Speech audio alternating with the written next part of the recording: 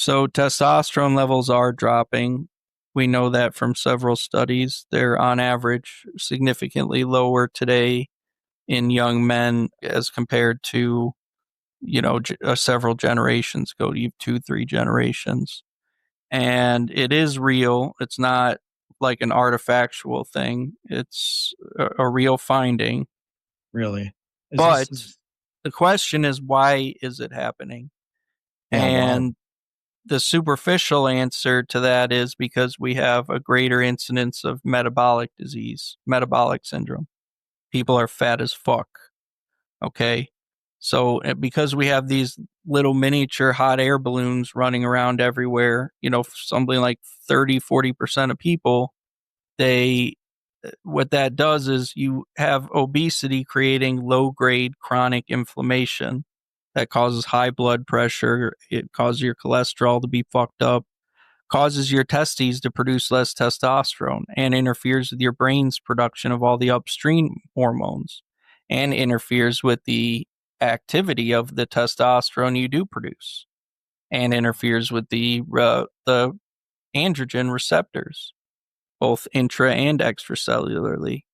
So, metabolic syndrome is the main reason why testosterone levels are much lower. But that begs the question, what's causing the metabolic syndrome?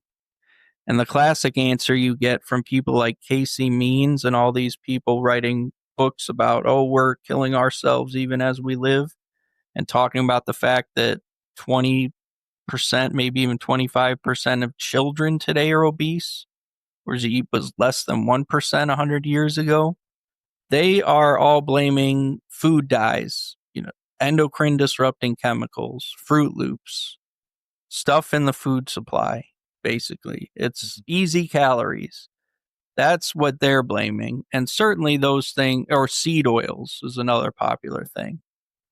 Seed So, oils. so all those things are contributing to metabolic disease, but is food and easy calories, is that the main driver of metabolic syndrome? The answer is it probably is not. Probably what it's looking like is that the main driver of metabolic syndrome is light, artificial light, number one, and lack of sunlight. Okay, so because we're indoor creatures, we get hardly any sunlight.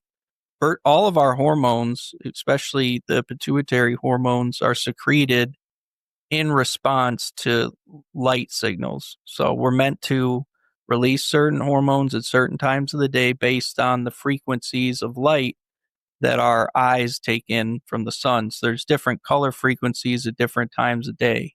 Okay, can we get So type of light from a light that we can order on the internet? no, Okay, no, it's not no, possible.